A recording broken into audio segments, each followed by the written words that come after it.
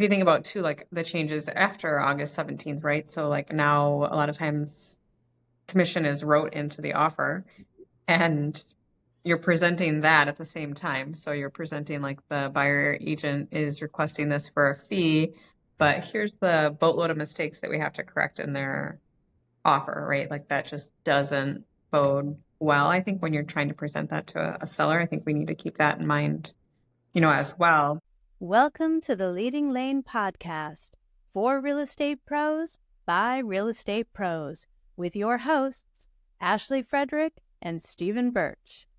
If you're looking for an honest, authentic, and raw perspective, you found it. Welcome, everyone, back to the Leading Lane podcast. We are thankful to have you on listening today.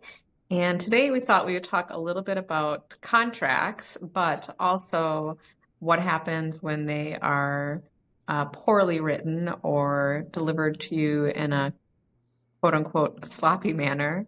And just what that does for us as realtors in the industry, but also how that could affect your offer, could affect you as the agent, those types of things. Yeah, I think like very early on in my career, it was kind of funny because we used to write all these clauses and everything. And then as we advanced and as I learned more, our new contracts have a lot of check boxes. And when we moved to those, I was like, why are we moving? Like, I hate it, right? Like, it doesn't have my clause in there. It doesn't have this.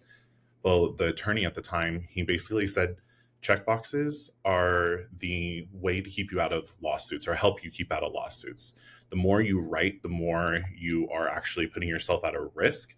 And the more that we can put check boxes and clean it up to where less margin of error for interpretation, the better for you. And I think the big thing here is like, that was like a big aha for me of understanding that sometimes the way that we write things and put different clauses in there, it leaves a lot of room for error for interpretation from the other agent to that seller to that buyer. And it just makes things sloppy.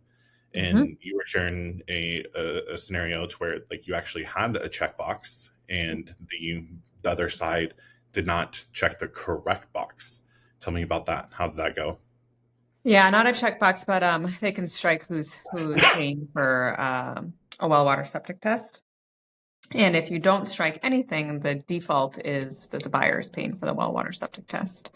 And so it happened to an agent in my office and reached out to the other agent like, hey, I haven't seen that well water test scheduled for your buyer. She responded, it's the seller's responsibility. And then it was like, check out the offer. It reads buyer's responsibility. And then that agent responded with, I'm already paying a referral on this transaction, so not willing to pay anything more. Why don't you see if your sellers will take care of that? But the contract says. Right. And I think that too, like, there is a part of, owning your mistakes. So if you as the realtor, like literally made that mistake, I can also see in some situations where someone would have said, the buyer obviously didn't read through everything that they signed either because it's a signed contract. So, I mean, that gets really mucky, if you will. I mean, and if I were the agent and you knew that that was your buyer's intentions was to have the seller pay for it. I mean, I think in some of these situations, that's where you have to eat the cost and say, like, I messed up on that, regardless of whether or not there's a referral in there or not. That has nothing to do with if you make a mistake in the transaction. So I think sometimes that just goes back to show people's character, if you will, as far as that. I mean, they were able to come to an agreement and there's some things that it's not worth making a big deal out of. But what I always say in those situations is, I think it can make realtors, like we already have a bad name from a lot of people anyway. And so if we're continuing to deliver these contracts that are poorly written, I had one that like names were missing, things were misspelled, it was the wrong city, and me like having to present that to my seller and then being like, well, we're going to have to counter to address these 5 errors. Like that can't make them feel good about, moving forward. And the unfortunate thing with that too, is I think it can reflect the buyer when in all reality, it didn't necessarily have anything to do with the buyer. So I think, agents really need to slow down and try to preach that in my office. slowing down and double checking. And I think that, especially with everything online, right? Like there's the filling everything out on virtual forms. It was a little bit different, I think, when you actually like were writing them out, like you said, right? Because physically doing it, a lot of this stuff is auto-filled. It's on us to double check them. One tip I gave one of our newer agents, which he said helps him catch an error.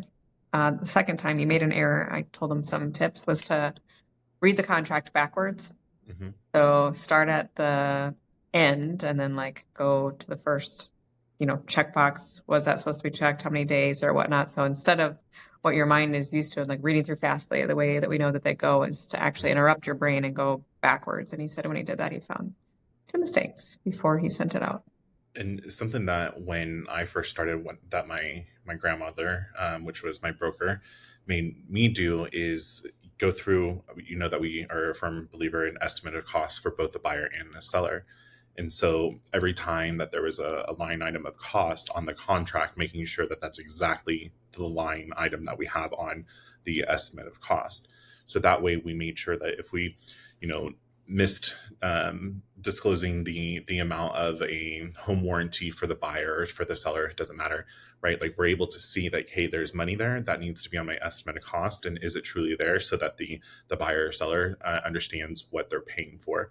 So I think it's just, yeah, it is slowing down, and it's figuring out, like, it's redundant, like it, right? Like to me, the contract is pretty much the same over and over and over Right. again. There's some terms, so it's easy to glaze over it. But this is contracts. These are not just, Legally oh, binding. right, like court of law, right? Like this is a huge purchase. And so if we're not taking it seriously, we're not slowing down, like how do we expect others to take us seriously and respect our industry? And I always preach to our agents, like, if you're going to have to go in front of a judge in a court of law and explain you could even get your buyer's name spelled correctly, like, what do you think? What else they're going to start tearing you apart? Like, it's going to be super Mhm. easy. It's a whole different world, the court of law, for people to tear you apart than what is happening in the real world, right? Well, and So, I think if you think about too, like the changes after August 17th, right? So like now a lot of times commission is wrote into the offer and you're presenting that at the same time. So you're presenting like the buyer agent is requesting this for a fee, but here's the boatload of mistakes that we have to correct in their offer, right? Like that just doesn't bode well. I think when you're trying to present that to a seller, I think we need to keep that in mind, as well. And I think, you make a good point about the home warranty. So we have a specific addendum. It's an addendum A. I would say, I don't know. The fair majority of realtors don't use it. We make it a requirement in our office. mhm. And I knew an agent had moved over from another office and they didn't use it. And we require it now. And she actually said something to me last week about how she's so glad that we require it, because the reason I require it is that there are things we want to make sure that we offered to a buyer as well. One of them being a home warranty. So if you don't use the addendum A, is there anywhere stating that you offer them a home warranty, where on this one they have to choose accept or decline? The other really big thing in our addendum A is a closing cost credit. So same thing, like, did we talk to them about a closing cost credit? And if there's no documentation to have proof that they signed off on that you had these discussions, same thing when you go to a court of law, like what if happened? Someone said, well, I didn't know that I could have asked for, $3,500 in closing costs. Mhm. And well, you're protecting yourself and you're protecting your client, right? Like if you're truly working in the best interest, and this is a big hot topic in our market, is, yes, the home warranty, but what about this sewer inspection? What Yep. about a roof inspection? And there's so many. We're in a sue happy world, and so what happens if the roof actually has a leak 3 months after, and they take you to court and they say, well, you never offered me to do a full roof inspection. And like, how do you cover your ass that you truly did your due diligence and worked in the best interest, and it was actually the buyer that said no, but you need that documented properly.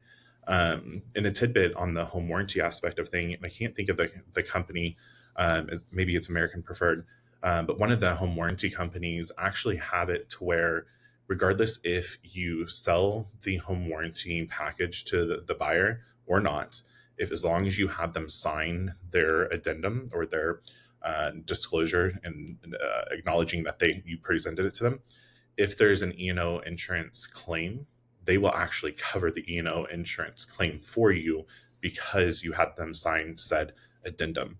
So there's additional coverages with these third-party vendors that you work with to be able to help protect you in the future against those lawsuits, buyer or seller. Mm-hmm. Yeah, I think that it's just like I get that we're all busy or whatnot, but at the end of the day, I think we have to remember that there's a whole nother, we do live in a sue happy world. I don't know if you saw that the Delta, because the flying goes over so well lately, but the plane that flipped over, right, which thank God everyone is alive, right? I think that yesterday, like Delta offered everyone $30,000. And then I read the comments and like everyone was like, not enough, sue them, sue them, sue them, sue them. Like, and it just to me was like, I mean, like they're okay. Like everyone lived, like, can we be happy that they offered you 30,000? And, it was just, again, all it made me think is like, why do we have to turn it into like suing someone? And granted, I wasn't on the plane. I can't say what I would do or what I would feel, but again, that's the automatic response for everyone. And I would shit my pants is what I would do. That's exactly what I would do if that happened and I was on it. My God, yeah, I probably shouldn't have watched some of those videos, like the people literally just like hanging upside down. There have been some like funny, like social media things just about like people like they're literally like trying to pull their as tight as they can or whatnot, which is I normally have mine pretty loosely just because I always have like a big puffy coat on and the same thing. Although I did think that to myself. Everyone laughs at me for like traveling in my like negative 40-degree coat, but in that situation would have paid off well. But props to those flight attendants for that video. I mean, like calm as cucumbers. Like I just can't imagine that. But I think that's, again, and it goes back to these estimate of costs. What I really appreciate you talking about that is I know that not a lot of people do that with either their sellers or their buyers. And it goes back to being like, we're trying to show them that we're the professional, that we're the ones that are trying to help them. So like, we should just automatically be providing them like, here's what your house is going to sell for. Here's the breakdown, including your mortgage, et cetera. This is the check that you should be expecting on the day of closing. And I know it's not in that market now, but if you were to rewind, I think you could relate maybe 8 years ago. And we did those. And then it was like, oh, you owe $10,000 on the day of closing. Like I was always able to have those conversations so that we were fully prepared, or we could try to adjust, or we knew that where that was going to come from. But I also remember there were like numerous sellers that had no idea till like the day before closing that they owed like $10,000, and that never went well. But I think then for buyers, you and I talk about that. A lot of people don't do that. Like we want them to know from the beginning what they think they're going to come, with versus you're a week from closing and the bank sends them their final number and they don't have it. Right. So I think it goes back to, we're not just paper pushers and put signs in the ground, although that's what some people think, and some people, that's all they post about, right? There's so much more that goes into that. And I think we really need to focus on slowing down to make sure that we actually understand the terms. I was actually having a really good conversation with someone about condos.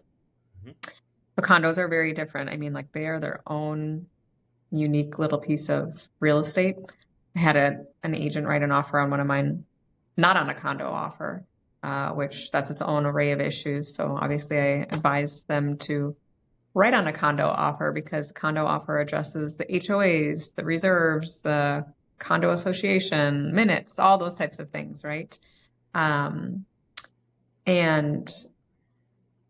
I was telling another agent about that, and she had said that when she, got into real estate, her broker didn't know anything about condos, so just had her call another broker. And thankfully I knew that situation. I'm like, and I bet that broker helped you. Like, that's the other thing is that if you don't know, like, just ask someone. Like, we're all supposed to help everyone. So if you're not familiar with that, and if your broker's not willing to help you, I bet you the listing agent would be willing to help you if it means they get solid offer on their property, or it's just a teachable moment that when I started out in real estate, I didn't know how to fill out a condo doc, right? I had to get help because I didn't know what those terms meant.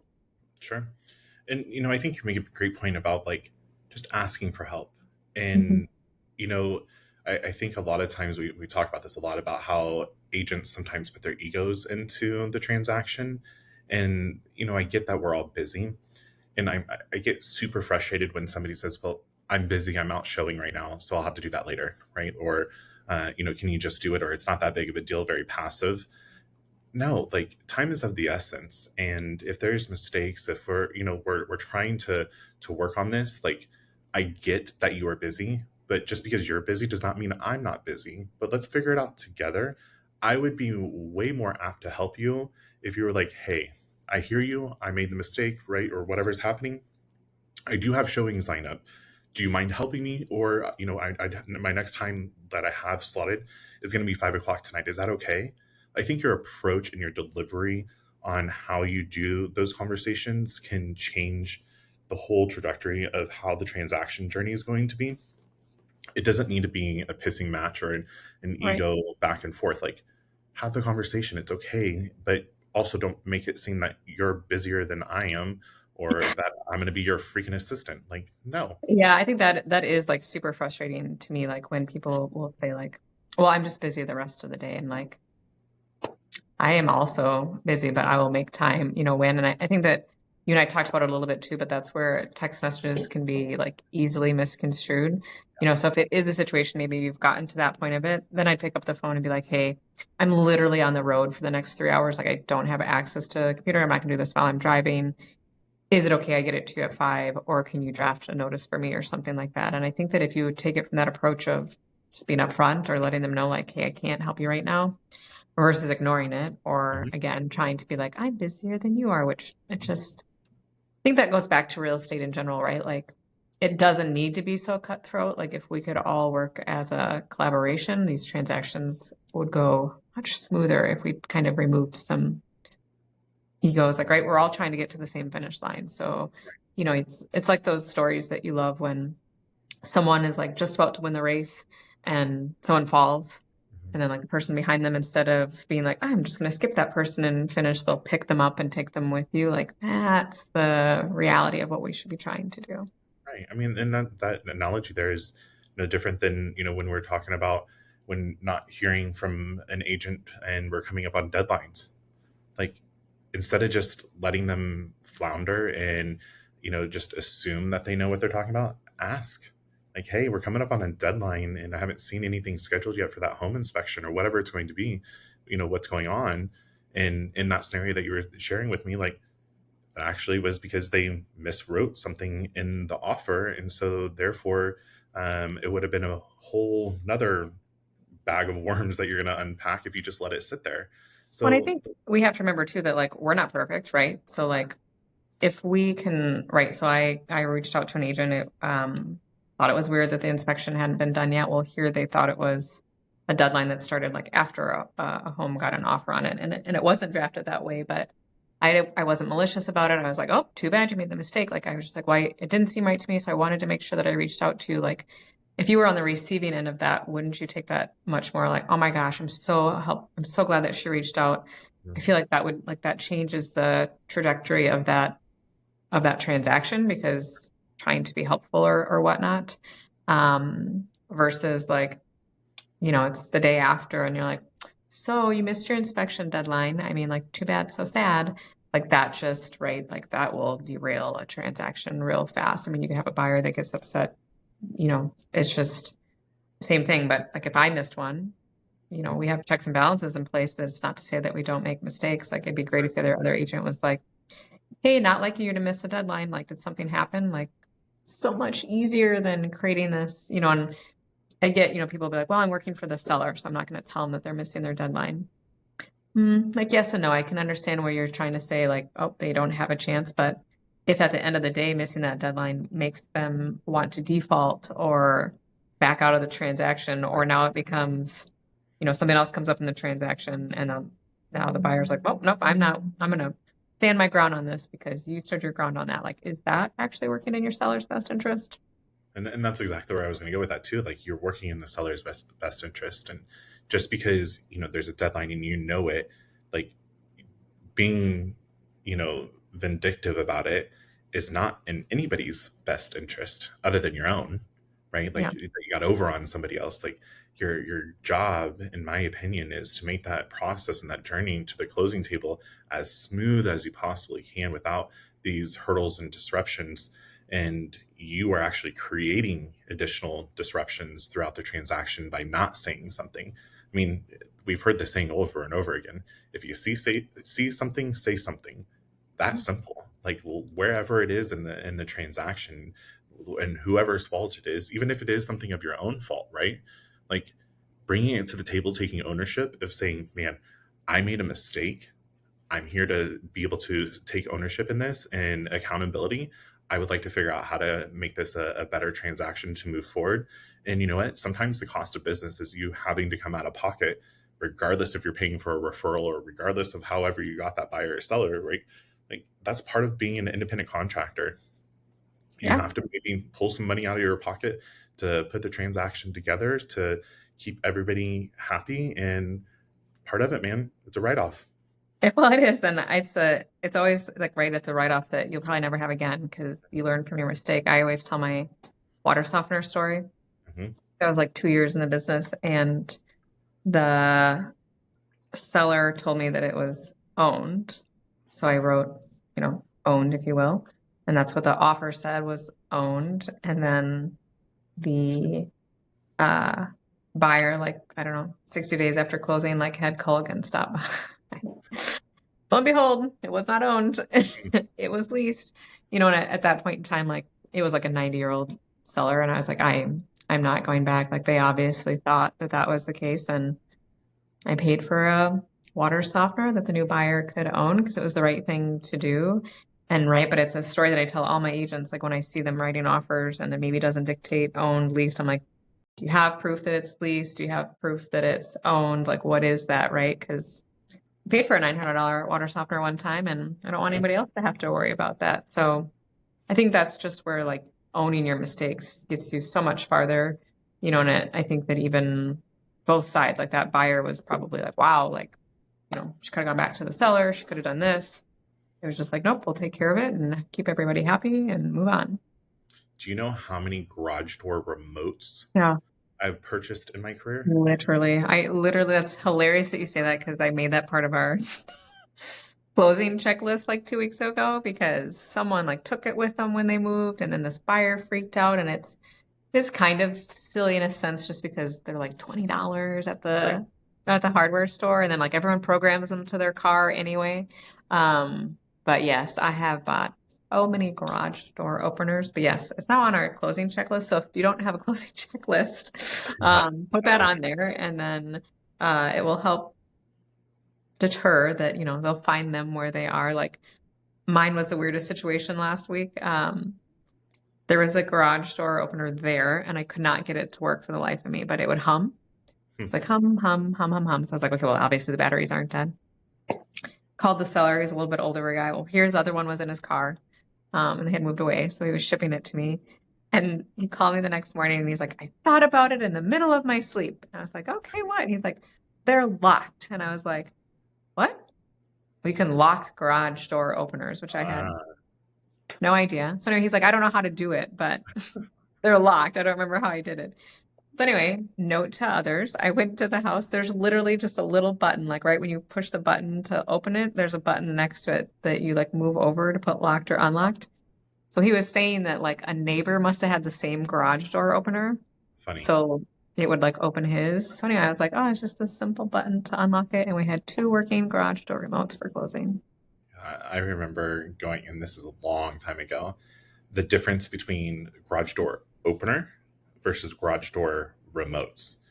And like, we got down to like the nitty gritty. And again, this goes back to that interpretation, right? And I was like, no, there's the freaking like remotes there. No, there was no garage door opener. For whatever reason, we had a remote, but there was no opener in the actual garage to get the garage door open. And I was like, oh my gosh, like, something so simple caused so much chaos and understanding. And then there went my checklist. It now is garage door opener plus garage door remotes. And then now it got down into like, how many remotes are there really that we're going to be transferring over? Because this gets nitty gritty. And if there's 3 garage stalls, like people think that they should have one for each, right? Like, Mhm. so, but it very well could be just one. I know it's so minute, but those are the types of things that snowball. And What depending do on, people remember at the closing table? That's all they remember. They don't remember the rest of the transaction. They remember that there was not a garage door opener for them. they were, freaking mad about it. But, going back to if, what if in that transaction, we had all of the hiccups and, the misspelling of the names and then, the wrong contracts, wrong addendums, wrong, check boxes. And then we get down into the not having the actual remotes. Like those are the things that like they're going to remember, not all of the other things that you're trying to save on the transaction on the other side, to where you could have saved the day and been the hero on every single one of those different scenarios throughout that contract. And the buyer probably, or the seller probably didn't even need to know, and unless you made it a big deal. So yeah, it's funny how sometimes, like, I want to call it sloppy, like agents can be sloppy and just throw everything out there and expect the stuff to stick, and that's not truly what needs to happen. We need to Well, protect the I transaction. think the other part of that, and you mentioned it kind of with your clauses or whatnot, but I have seen some very strange clauses as of recent where like people just like made up like if this doesn't happen, like this happens. And I was like, I mean, like we can't practice law, so like plus it was something like if this doesn't happen after closing, and I was like, no.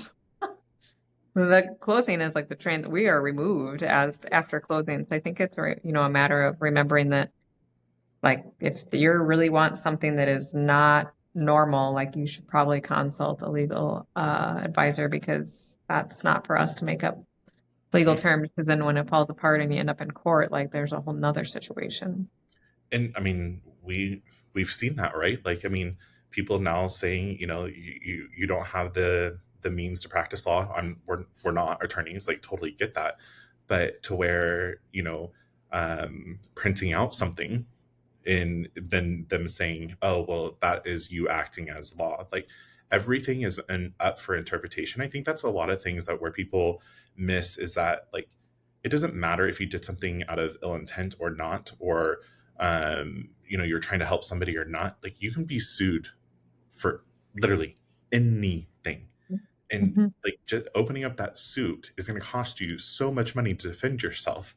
And so don't even add additional trauma to the table and allow others to, find reasons to go after you. Like we don't want that at all. So don't overstep your bounds. You're not the attorney here. Seek legal advice, and make sure that you're doing things ethically and legally and thought out, and slow the freaking down, right?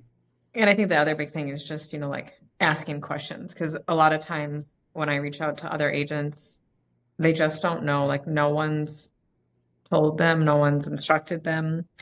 And I mean, sure, I might be 13 years in, but I still don't know everything, but I know a fair amount of the basics. And when like you're missing a major basic, like feeling pretty confident that how you wrote that isn't what you meant it. And same thing. And we talked about this at Inman. A lot of agents, when you try to correct them, get extremely defensive.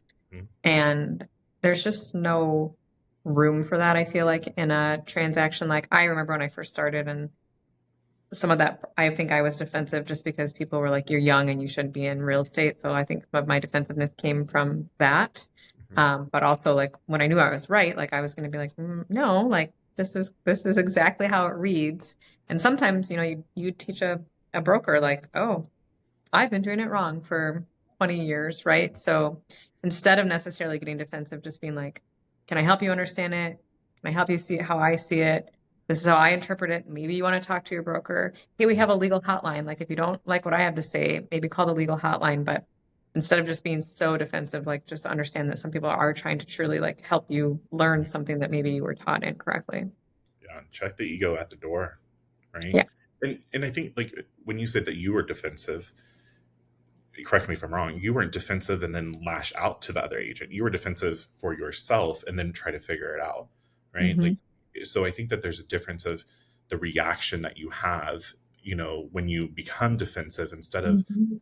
reacting to the other side, look at the mirror first, and then be like, all right, how can I learn from this opportunity? How can I move forward from it to be better for the next time, so I don't make this mistake?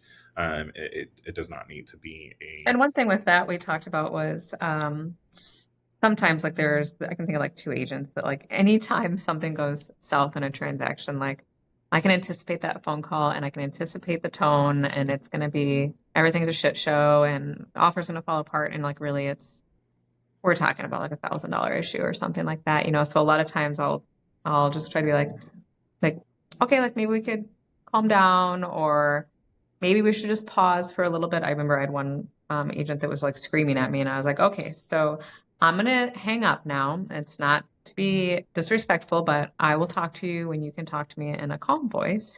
But one point that Keith Robinson made was literally asking the question, are you okay? Mhm. Like asking the other agent when they're that upset and they're just screaming and whatever, because I think that's a hard pause, like for them to be like, why would you say that? And like, this maybe isn't the best way to handle this situation. And one time I asked an agent that, and I think like her brother had just been hospitalized, right? So here, like I'm sure that those reactions came off because she was in another mood of that. So I think that if we can remember that we don't always know what's going on the other side. So if we can just ask, like, is everything okay? Like, this isn't a normal reaction. Should we talk later? Mhm. Yeah, and I don't know about you, but if somebody comes at me like that, I may be a little stubborn. Mm, and I'm gonna be No. like, that ain't happening. Let's end that conversation really quickly. You're not going to get anywhere with me, right? Like I'm the last one that you wanted to do all that crap I mean, with. I remember that I had a seller that did that to me, and it was like over a home warranty. It was the craziest thing. But I remember like holding the phone like away from my ear because he was screaming.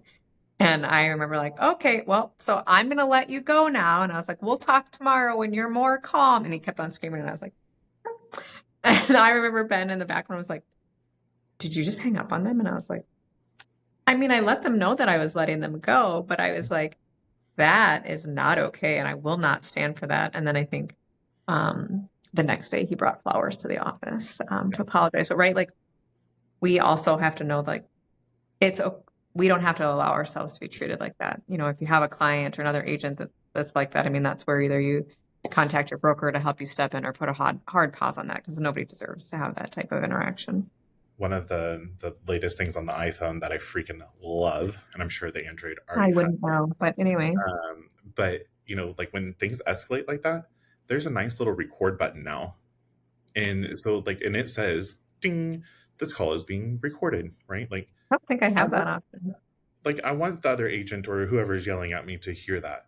I'm going to record your ass to make sure that you know that like I'm going to hold you accountable for speaking to me that way. Like not okay. And all of our calls at the office are recorded anyway. It's just the personal cell phone.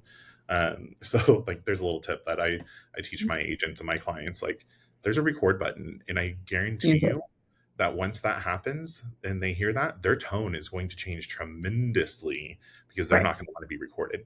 So I'm not an attorney, but check the laws and everything else if what you're going to use that with. But it's for your own personal use. But yeah, so so to wrap it up, really, the bullet points here is be a good human, right? Like ask questions, making sure that you're not being vindictive here, making Try to sure be that understanding. yeah, see Take your something, go say time. something, Understand your show, contract. like basic, like I say it's basic stuff in this industry, but apparently it's not. So continue to spread the goodness out there. And as always, if you guys have any sort of topics or would like to be a guest on our podcast, please reach out to us and tune in next time. If you've enjoyed today's episode, please like, subscribe, and share with others. Stay connected for more genuine insights and strategies to boost your real estate career on Facebook or check out our website. We'll see you next time.